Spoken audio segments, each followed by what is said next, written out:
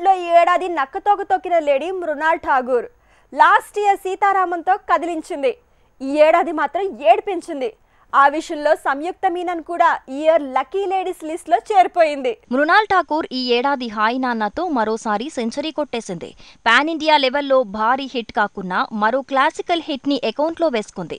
ఈ ఏడాది ఎండ్ కి వసూళ్ల రీసౌండ్ తో పండగ చేసుకుంది. లాస్ట్ ఇయర్ దుల్కర్ సల్మాన్ తో సీతారామం అంటూ తను చేసిన ఎమోషనల్ రొమాంటిక్ డ్రామా కిక్కిచ్చింది. సౌత్ నార్త్ అంతా స్మూత్ గా సక్సెస్ ని సొంతం చేసుకుని క్లాసిక్ అనిపించుకుంది. అదే సీన్ ఈ ఏడాది రిపీట్ అయినట్టుంది. ఏదేమైనా 2022లానే 2023 కూడా మృణాల్ కి నార్త్ కంటే సౌత్ లోనే కలిసొచ్చింది.